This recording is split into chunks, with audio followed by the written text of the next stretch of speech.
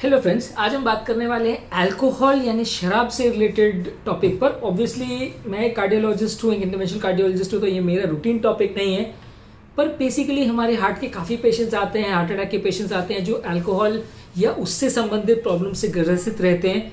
तो उनके इंटरेस्ट में और उनको टॉपिक, क्योंकि कई पेशेंट साइकेट्रिस्ट के पास जब उन्हें भेजने को कहते भी हैं तो भी लोग अवॉइड करते हैं, तो उनके बेनिफिट के लिए हमने आज ये वीडियो बनाया है ताकि उनको अल्कोहल से के बारे में हम बता सकें, उससे हार्ट और ब्रेन पर क्या साइड इफेक्ट्स होते हैं उस बारे में हम बात करेंगे। और लास्ट में हम बात करेंगे कि उसे किस तरह से छोड़ा जा सकता है, छोड़ने के लिए कौन कौन सी मेडिसिन आती हैं, किस डोजेस पर ली जा सकती हैं, उनके क्या साइड इफेक्ट्स हो सकते हैं, कौन सी दवा किन पेशेंट्स के लिए सेफ है या अनसेफ है, और नॉन मेडिसिन यानी सिर्फ नॉन फार्माकोलॉजिकल वे से किस तरह से हम अल्कोहल को छोड़ा जा सकता है, किन चीज़ों का ध्यान रखना है, उस बारे में हम बात करेंगे।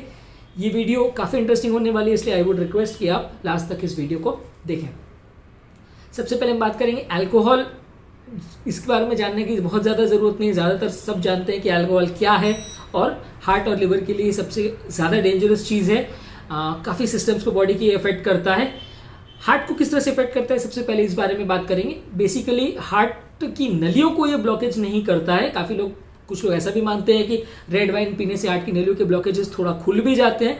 हालांकि ये बहुत ज़्यादा सच नहीं है, क्योंकि ये HDL लेवल्स को थोड़ा बहुत बढ़ाता है, लेकिन नलियों को खोलने में बहुत कोई सिग्निफिकेंट रोल नहीं है। और हम किसी पेशेंट को रिकमेंड तो नहीं करते कि वो अल्कोहल लेना चालू करे। लेकिन हाँ, हार्ट की नलियों के ब्लॉकेज की बीमारी के लिए अल्कोहल उतना घातक नहीं है। लेकिन जिन लोग को हार्ट वीक है या हार्ट डायलेटेड है या पंपिंग हार्ट का खराब है, उनके हार्ट को डायलेट कर सकता है। सेकेंडली, इससे कुछ विटामिन की डेफिशिएंसी, जैसे खासकर बी ग्रुप की विटामिन का डेफिशिएंसी हो जाता है, डाइटरी डेफिशिएंसी हो जाता है। ये भी कई बार हार्ट को वीक और कमज़ोर बना सकता है। एक अल्कोहलिक कार्डियोमायोपैथी करके टर्म्स होता है, जिसमें हार्ट वीक होता है इन्हीं सब कारणों की वजह से, चाहे वो हार्ट अल्कोहल डायरेक्टली हार्ट पर टॉक्सिक इफेक्ट करे और हार्ट को वीक कर दे, या हार्ट का कोई विटामिन को कमी करके हार्ट को वीक कर दे, या हार्ट के रिदम को प्रॉब्लम करे, हार्ट का धबकारा नियमित हो जाए, तो भी कभी कभी टैकीकार्डियोमायोपैथी की वजह से हार्ट वीक हो सकता है। तो ये सारी चीज़ों को अल्कोहलिक कार्डियोमायोपैथी में इंक्लूड किया जाता है। बेसिकली विटामिन B1 और का डेफिशिएंसी काफ़ी अल्कोहलिक पेशेंट्स में मिलता है, जिसकी वजह से एक बेरी करके बीमारी होती है, जिसमें भी हार्ट कई बार वीक हो जाता है। तो ये अल्कोहलिक कार्डियोमायोपैथी में काफ़ी लोग को ये इस तरह का कार्डियोमायोपैथी भी देखने को मिलता है। अल्कोहल की वजह से हार्ट का रिदम डिस्टर्बेंस होता है, जिसकी वजह से एक एट्रियल फिब्रिलेशन करके रिदम डिसऑर्डर है जो काफ़ी कॉमन है। ज़्यादातर इसे तब देखा जाता है जब कोई व्यक्ति सडनली बिंज ड्रिंकिंग करे या बहुत ज़्यादा अमाउंट में अल्कोहल पिए। जिनका रेगुलर पीने की आदत नहीं है, वो सडन अमाउंट में अगर ज़्यादा अल्कोहल पी ले तो ये कई बार एट्रियल फिब्रिलेशन डेवलप हो जाता है। इसे हॉलीडे हार्ट सिंड्रोम भी बोलते हैं।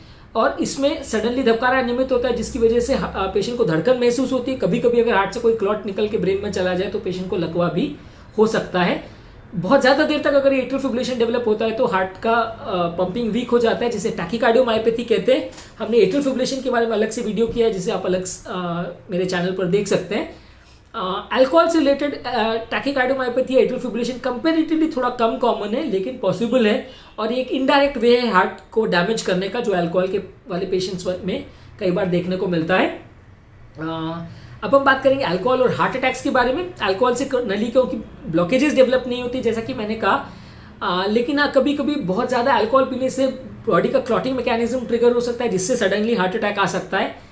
दूसरा ये भी इंपॉर्टेंट चीज़ है कि अल्कोहल की वजह से पेशेंट अननेसेसरी क्वारलिंग और एंग्जाइटी करता है, जिसकी वजह से एक तरह से आदमी पीता तो इस हिसाब से है कि उसका मन का स्ट्रेस कम होगा, लेकिन at the end of the day ज़्यादातर लोगों के घर में झगड़े और मेंटल स्ट्रेस और एंग्जाइटी अल्कोहल की वजह से क्रिएट होती है, जिसकी वजह से हार्ट अटैक का चांसेस बढ़ जाता है। तो इफेक्टिवली देखा जाए तो आदमी जो अल्कोहल को मन को शांत रखने के लिए पीता है, at the end of the day anxiety उससे बढ़ती ही है और हार्ट अटैक्स का चांस कंपेरेटिवली बढ़ता ही है।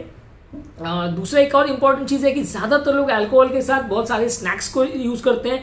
ये ज़्यादातर स्नैक्स ऑयली प्रोडक्ट्स होते हैं, चाहे वो ड्राई फ्रूट्स हो, मूंगफली के दाने हो, या अलग च्यूइंग प्रोडक्ट्स हो। ज़्यादातर स्मोकिंग भी इसके साथ लोग करते हैं, कई बार अल्कोहल के साथ। तो ये एडिटिव्स जो आते हैं अल्कोहल के साथ, यानी एक कैरी पैक में जो सारे अल्कोहल के साथ एक टॉक्सिक प्रोडक्ट्स आते हैं, वो कई बार हार्ट को डैमेज कर सकते हैं और वो हार्ट की नलियों के ब्लॉकेजेस डेवलप करके हार्ट अटैक्स क्रिएट कर सकते हैं। तो इस तरह के पेशेंट्स में at the end of the day हम यही पाते हैं कि अल्कोहल पीने वाले लोग को हार्ट अटैक ज़्यादा ही मिलता है। अल्कोहल पीने से किसी को फ़ायदा होता है वैसा नहीं है। रेड वाइन का भी जहाँ तक अगर हम बात करें तो उससे भी कुछ ही छोटी मोटी स्टडीज़ है जो शो करती हैं कि थोड़ा सा HDL लेवल्स को बढ़ाता है और हार्ट के अरिथमिया को प्रिवेंट करता है। पर बेसिकली अल्कोहल के प्रोमोटर्स ही खाली उसको प्रमोट करते हैं कि आपको वाइन पीना चाहिए हार्ट के लिए। एज अ कार्डियोलॉजिस्ट हम किसी पेशेंट को रिकमेंड नहीं करते। महीने में अगर किसी को बहुत ज़्यादा कंपल्सिवली अल्कोहल पीने की आदत है तो वो पी सकता है वंस इन अ वाइल, लेकिन रेगुलर अल्कोहल तो हम किसी को भी रिकमेंड नहीं करते हैं। अब हम बात करेंगे अल्कोहल के बाकी बॉडी पर इफेक्ट के बारे में। अल्कोहल पीने वाले लोगों को मैल न्यूट्रिशन हो सकता है क्योंकि काफ़ी लोग इसको ड्राई कैलोरीज के फॉर्म में लेते हैं, यानी अल्कोहल से जो कैलोरी मिलता है वो उनके बॉडी में जाता है और इसके साथ जो वो ड्राई फ्रूट्स या स्नैक्स वगैरह जो लेते हैं वो कैलोरीज बॉडी में जाती है, तो इससे वजन बढ़ता है और न्यूट्रिशियस फूड उसके बदले वो नहीं खाते हैं, तो इसकी वजह से मैल न्यूट्रिशन डेवलप होता है। तो ज़्यादातर अल्कोहल लेने वाले लोग को अलग अलग तरह के मैल न्यूट्रिशन डिसऑर्डर्स ज़्यादा देखने को मिलते हैं। अब हम बात करेंगे लिवर डैमेज के फर्स्ट साइंस के बारे में। जनरली अगर किसी को पेट में दर्द हो रहा है या किसी को पेट में छूने से दर्द होता है, मुंह सूखता है, अगर किसी को प्यास ज़्यादा लगती है, किसी को जॉन्डिस हो रहा है, बहुत ज़्यादा कमजोरी लगती है, पेशाब में किसी को पीलापन देखने मिलता है, लॉस ऑफ एपेटाइट होता है, नॉजिया वॉमिटिंग वगैरह होता है, या स्किन बहुत ज़्यादा ड्राई और येलो दिखने लगती है, लाइट कलर की दिखने लगती है, तो इस तरह के पेशेंट्स में जॉन्डिस होने का चांस है और अल्कोहल रिलेटेड लिवर में डैमेज हो रहा है, ये उसका साइन माना जाता है। ब्रेन डैमेज के कुछ अलग साइंस होते हैं। अगर किसी को चलने में लड़खड़ाहट डेवलप हो रही है, उनको देखने में प्रॉब्लम आ रही है, ब्लर्ड विजन हो रहा है, बोलने में प्रॉब्लम आ रही है, स्लर्ड स्पीच हो रहा है, रिएक्शन टाइम कम हो रहा है, जिसकी वजह से काफी एक्सीडेंट्स भी होते हैं कि लोग फटाफट उनका रिफ्लेक्सेस काम नहीं करते हैं, उनका मेमोरी फंक्शन इंपेयर्ड है, उनकी याददाश्त जा रही है। तो इस तरह के पेशेंट्स में अल्कोहल इंड्यूस ब्रेन डैमेज को सस्पेक्ट कर सकते हैं।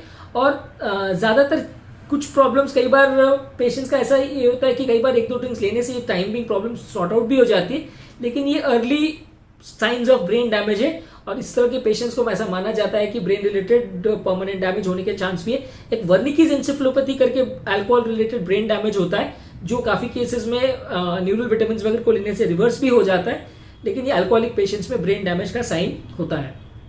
इसके अलावा कई साइकेट्रिक प्रॉब्लम्स भी होती हैं। अल्कोहलिक पेशेंट्स में ज्यादातर अल्कोहल पीने वाले ज्यादातर पेशेंट्स में एंजाइटी, डिप्रेशन, साइकोसिस, एंटी सोशल बिहेवियर, घबराहट, चिड़चिड़ापन, इस तरह के प्रॉब्लम्स बहुत ज्यादा देखने को मिलते हैं।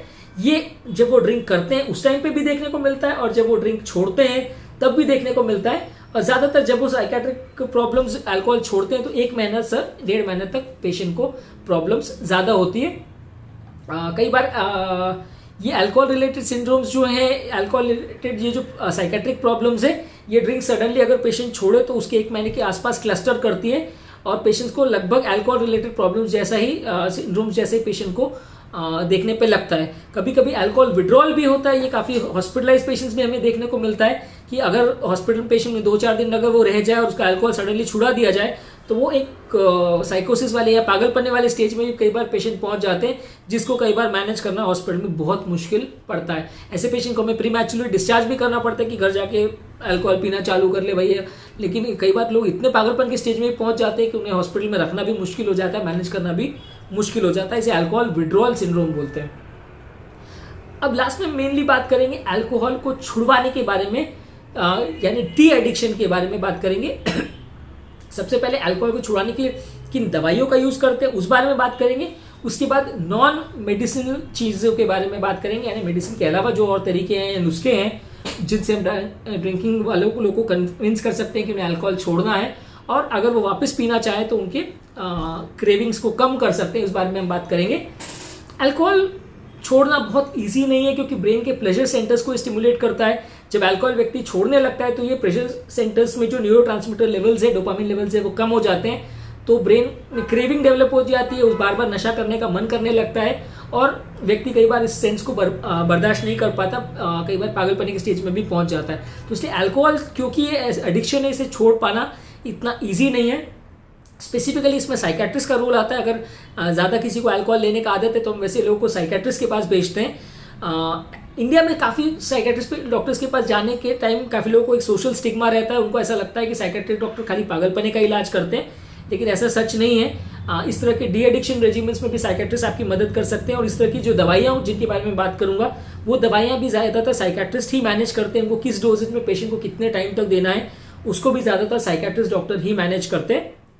स्पेसिफिकली डिजाइन रिहेबिलिटेशन सेंटर्स भी कई बार रहते हैं जो पेशेंट की डी एडिक्शन में हेल्प करते हैं और पेशेंट अगर रेगुलर अल्कोहल बहुत ज़्यादा अमाउंट में लेता है तो उनको कई बार रिहेबिलिटेशन सेंटर्स में भी काफ़ी टाइम के लिए रखना पड़ता है ताकि वो अल्कोहल को छोड़ पाए। ये ऐसा इसलिए उस तरह के लोगों में करना पड़ता है जिसमें बहुत ज़्यादा लेने की आदत हो और अनसोशल बिहेवियर उनमें स्टार्ट हो गया हो। ऐसे लोगों में उनको रिहेबिलिटेशन सेंटर्स वगैरह में रखने का ज़रूरत पड़ता है।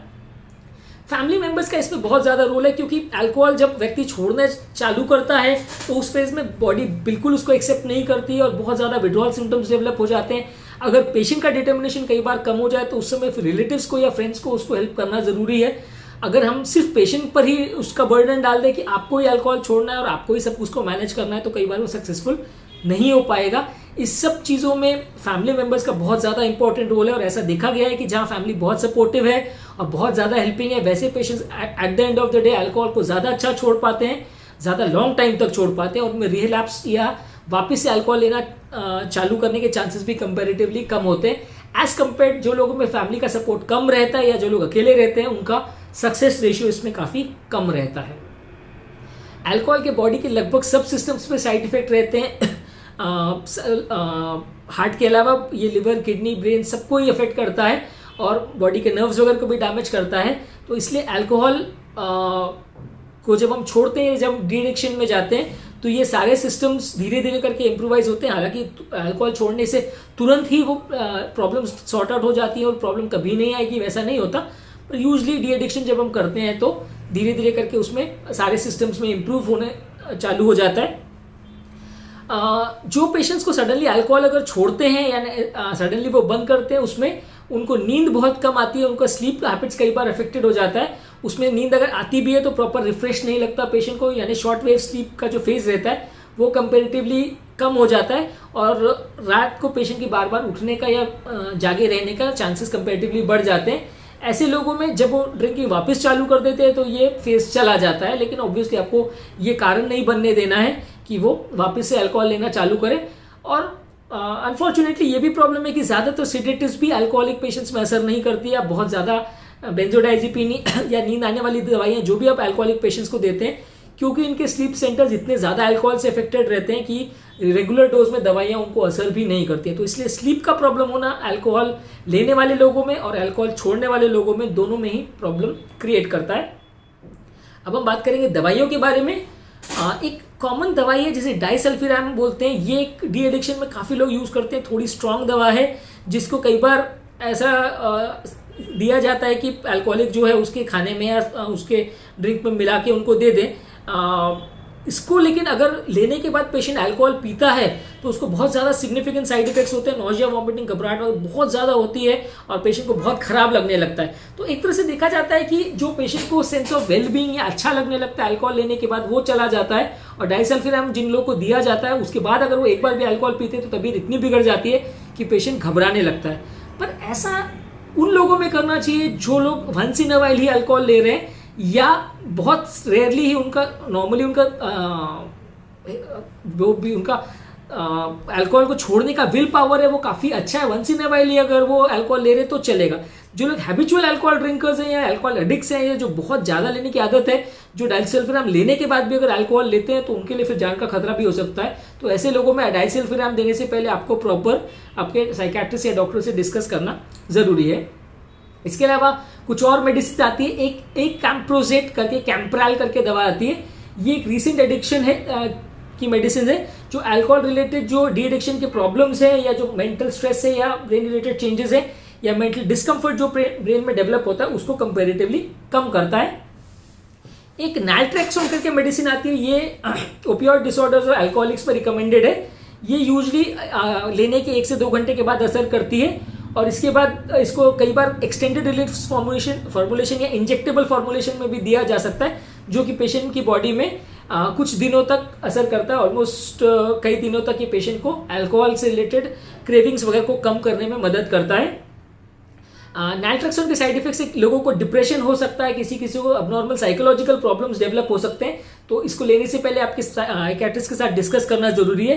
किसी लोगों को दवा के साइड इफेक्ट से उल्टी आना यानी नॉजिया होना, सर दर्द होना, कॉन्स्टिपेशन होना, चक्कर आना, नर्वसनेस होना, कई बार नींद ना आना या कई बार बहुत ड्राउजी लगना, हाथ पाँव में दर्द होना, इस तरह के side effects almost 10% of the patient जिनको नाइट्रेक्सोन दिया जाता है उसमें देखने को मिलता है। अब हम बात करेंगे नॉन फार्माकोलॉजिकल मेथड्स के बारे में कि आप किस तरह से बिहेवियरल काउंसलिंग करके अपने अल्कोहलिक फ्रेंड को या रिलेटिव को अल्कोहल छोड़ने के लिए प्रेरित कर सकते हैं। और अल्कोहलिक जो लेने की आदत है उस पेशेंट को भी इन बातों का ध्यान रखने की जरूरत है। सबसे इंपॉर्टेंट चीज़ है कि अपने आप को हमेशा अपने फैमिली फ्रेंड्स को साथ एसोसिएट करें, ज़्यादातर ऐसे फ्रेंड्स के साथ एसोसिएशन करें जिनको अल्कोहल का आदत नहीं है। अगर आप कंटिन्यूसली ऐसे फ्रेंड्स की संगत में रह रहे हैं जो रेगुलरली खुद भी एडिक्ट्स हैं और उनको खुद अल्कोहल लेने का आदत है, तो डेफिनेटली वो आपको छोड़ने के लिए प्रेरित नहीं करेंगे और इंटरमीडिएटली कभी कभी अल्कोहल लेने के लिए ही वो आपको एनकरेज करेंगे। तो आपको आपकी संगत या आपके फ्रेंड्स को प्रॉपरली चूज करना है। आपके फैमिली मेंबर्स जो नॉन अल्कोहलिक्स हैं उनके साथ ज़्यादा टाइम स्पेंड करना है। उनके और आपके दोनों के माइंड में क्लियर होना चाहिए कि आपको ड्रिंक बिल्कुल नहीं करना है। सिर्फ डोजेस को कम करने से या अल्कोहल लेवल्स इंटेक को कम कर देने से उसमें बेनिफिट नहीं होता। आपको अल्कोहल अगर छोड़ना है तो पूरी तरह से छोड़ना होगा।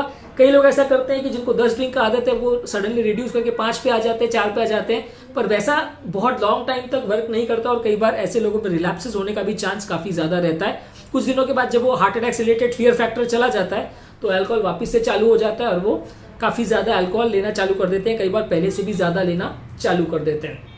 अपने बॉडी का ध्यान रखिए, हेल्दी डाइट लीजिए, नींद काफ़ी अच्छी रखिए, एक्टिव रहिए और मेंटल स्ट्रेस और फिजिकल स्ट्रेस को एक्टिवली अच्छे से मैनेज करिए। ये आपके अल्कोहल को कम करने में मदद करेगा। नेक्स्ट पॉइंट है कि एक्टिविटीज़ और ऐसे हॉबीज़ में आप खुद को एंगेज करिए जहां आपका मन बिजी रहे, अल्कोहल का ध्यान ना लगे और आपको बार बार उससे रिलेटेड कोई थॉट्स या विचार मन में ना आए। उस तरह की एक्टिविटीज़ में अपने आप को एंगेज करिए, लोगों से इस बारे में बात करिए, डिस्कस करिए, स्पेशली वो लोग जो अल्कोहल छोड़ चुके हैं या वो लोग जो खुद डी एडिक्शन के रेजिमेंट से गुजर चुके हैं, उनके एक्सपीरियंसेस को समझिए और उनसे हेल्प लीजिए, उनसे टॉकिंग करिए, उनसे डिस्कशन करिए, तो आपको वो इनकरेज करेंगे अल्कोहल को छोड़ने के लिए। ऐसे लोगों को एग्जांपल्स या उनकी पिक्चर्स अपने पास रखिए जो लोग ने सक्सेसफुल इस तरह के एडिक्शंस को या बहुत ज़्यादा एडिक्शंस को भी छोड़ा है, उनको अपना रोल मॉडल बनाइए एज कम्पेयर टू उन लोगों को जिन लोग इससे अभी भी पीड़ित हैं, जो इसको ना छोड़ पाए। अगर कोई भी कॉन्ट्रीब्यूटरी प्रॉब्लम्स है जिसकी वजह से आपको अल्कोहल लेने का लत पड़ता है या आपको ड्रिंकिंग का बिहेवियर बढ़ता है, तो उस बारे में अपने फ्रेंड्स और रिलेटिव्स के साथ डिस्कस करिए, उसको सॉर्ट आउट करने का मदद में उनकी हेल्प लीजिए। कोई भी अगर आपको प्रॉब्लम लगती है तो उसके लिए प्रॉपर एग्जाम्पल्स या प्रॉपर डिस्कशन करके एक प्रॉपर सोल्यूशन पर पहुंचिए। जो भी प्रॉब्लम्स है उसको प्रॉपरली डिस्कस करके आप सॉर्ट आउट करेंगे तो अल्कोहल छोड़ने में ज़्यादा मदद मिलेगी। पेशेंट्स को कभी भी कोई अल्टीमेटम या धमकी जैसा नहीं देना चाहिए कि एक डेडलाइन नहीं देना चाहिए कि आपको ऐसा करना है या ऐसा कंपल्जन करना है। उसको एनकरेजमेंट से ज़्यादा फायदा मिलेगा, अल्टीमेटम या थ्रेटन करने से उसको कंपेरेटिवली कम बेनिफिट मिलेगा। हालांकि सिलेक्टेड केसेस में इसका फायदा भी हो सकता है, पर आपको केस टू केस इसे डिस्कस करना चाहिए और मैनेज करना चाहिए। अपने आप को बार बार याद दिलाइए कि आपको अल्कोहल क्यों छोड़ना है, आपकी लाइफ में इसको छोड़ने से क्या चेंजेस आ सकते हैं, क्या चीज़ें बेटर हो सकती हैं, क्या फायदे होंगे लॉन्ग टर्म, उस बारे में बार बार अपने आप को रिमाइंड करते रहिए। और इस बारे में जिन लोगों पर आपको ट्रस्ट है उसके साथ डिस्कस करिए। हेल्दी एक्टिविटीज़ या ऑल्टरनेटिव एक्टिविटी में अपने आप को इन्वॉल्व रखिए। जो भी चीज़ों से आपका थॉट अल्कोहल की तरफ जाता है या आपका माइंड अल्कोहल बिहेवियर की तरफ जाने लगता है, उस तरफ से अपने आप को डाइवर्ट कीजिए और उस थॉट प्रोसेस को मन में आने नहीं दीजिए। कोई भी अगर टेम्पटिंग सिचुएशन है जहाँ पे आप अल्कोहल के लिए ड्राइव हो रहे हैं तो उसको तुरंत ही छोड़ देना चाहिए, उस सिचुएशन से तुरंत बाहर निकल जाइए, नहीं तो आप थोड़े टाइम के बाद अपने सेल्फ कंट्रोल को आप छोड़ देंगे और आप अल्कोहल लेना चालू कर देंगे। इंपॉर्टेंट चीज़ है कि अल्कोहल का इमीडिएट इफेक्ट को कम करने के लिए क्या किया जाता है। अगर अल्कोहल किसी ने ले भी लिया है तो उसको ब्लड में अब्जॉर्प्शन को प्रिवेंट करने के लिए क्या किया जाए और उसका इफेक्ट को या उसका ड्राइव या हाई को कम करने के लिए क्या किया जाए। ऐसे लोगों में आप बहुत ज़्यादा पेशेंट को अल्कोहल लेने के तुरंत बाद खाना खाने और पानी पीने को बोलते हैं। कई बार अल्कोहल लेने के टाइम भी आप बहुत ज़्यादा खाना खाएं और खाने के साथ अल्कोहल लें तो उसका अब्जॉर्प्शन बहुत स्लो होता है और धीरे धीरे करके वो ब्लड में अब्जॉर्ब होता है, तो वो हाई क्रिएट नहीं होता। अल्कोहल लेने के बाद भी काफ़ी ज़्यादा पानी पिए तो वो डिहाइड्रेशन को अवॉइड करेगा और सारे टॉक्सिन प्रोडक्ट्स को ब्लड से बाहर निकाल देगा। कई फ्रूट जूसेस हैं जिसमें फ्रक्टोज होता है या विटामिन बी और सी होता है, वो भी अल्कोहल को फ्लश आउट करने में हेल्प करता है और लिवर को डिटॉक्सिफाई करने में हेल्प करता है। एक और कॉन्सेप्ट है कि लेमन यानी नींबू कई बार अल्कोहल को या उससे रिलेटेड हैंगओवर को रिड्यूस करने में हेल्प करता है। एक स्टडी भी है जो शो करती है कि लेमन को या नींबू को लेने से उसका थोड़ा सा लिवर को प्रोटेक्ट करने में इफेक्ट रहता है और अल्कोहल रिलेटेड हैंगओवर को कम करने में भी वो हेल्प करता है। इसके अलावा सैल्मन फिश जो है एक तरह की मछली है, उसमें ओमेगा 3 फैटी एसिड रहता है। इस तरह के पेशेंट्स में सैल्मन को लेने से कई बार डी एडिक्शन में हेल्प करता है, और ये कई बार अल्कोहल को थोड़ा अब्जॉर्ब भी कर लेता है। इसकी वजह से कई बार अल्कोहल का अब्जॉर्प्शन कम रहता है। जो फूड्स कार्बोहाइड्रेट रिच हैं, जैसे कि ब्रेड है, सैंडविचेस है, पास्ता है, जो typically easy to digest foods रहते हैं, वो आपको लेना है। काफ़ी पेशेंट्स में ऐसा माना जाता है कि अल्कोहल रिलेटेड अगर आप स्नैक्स वगैरह बहुत ज़्यादा लेते हैं तो वो ये अल्कोहल को ऑब्जॉर्ब कर लेता है और उसका ऑब्जॉर्प्शन बॉडी में कम होता है। वैसा नहीं है। फिशेस या इस तरह के प्रोडक्ट्स आप लेते हैं या कार्ब हैवी फूड अगर आप लेते हैं तो कई बार वो अल्कोहल से डी एडिक्शन में आपको थोड़ा हेल्प करता है, उसका ऑब्जॉर्प्शन को थोड़ा कम करता है। लास्ट में हम बात करेंगे टॉपिक कॉमन लोगों के लिए इंपॉर्टेंट क्यों है। बेसिकली अल्कोहल से रिलेटेड काफ़ी लोगों को प्रॉब्लम्स होती है, काफ़ी हार्ट पेशेंट्स में अल्कोहल का एडिक्शन का प्रॉब्लम रहता है। अगर ऐसे लोगों को हम इस टॉपिक के माध्यम से कुछ टिप्स या ट्रिक्स दे पाएँ जिससे उनको अल्कोहल छोड़ने में मदद मिले, तो ये हमारा टॉपिक का पर्पज़ है। ज़्यादातर आज की डेट में जहाँ हम हर चीज़ या हर हेल्थ डिसीजन लेने के लिए मल्टीपल लोगों की ओपिनियन है, मल्टीपल रिव्यूज़ पे रियलाइज़ करते हैं, वहाँ पे हमारे चैनल का बेसिक पर्पज़ ये है कि पेशेंट्स को हार्ट रिलेटेड प्रॉब्लम्स या उनके हेल्थ रिलेटेड प्रॉब्लम्स के बारे में हम अवेयर कर सकें, ताकि वो आपके डॉक्टर्स के साथ जब आप डिस्कस करें तो उसमें मदद करें और आपके रिलेटिव्स आपके ट्रीटमेंट में सहभागी बन सके। आप सिर्फ डॉक्टर पर रिलाय ना करें कि वो आपको प्रॉपर जानकारी दे और आपका प्रॉपर हेल्थ को मैनेज करे। अगर आपको हमारे चैनल का कॉन्सेप्ट अच्छा लगता है तो हमारे चैनल को लाइक और सब्सक्राइब करिए। अगर आपको लगता है कि ये टॉपिक और इसका कंटेंट आपके फ्रेंड्स और रिलेटिव्स के लिए यूजफुल है तो इसको अपने रिलेटिव्स के साथ शेयर करें।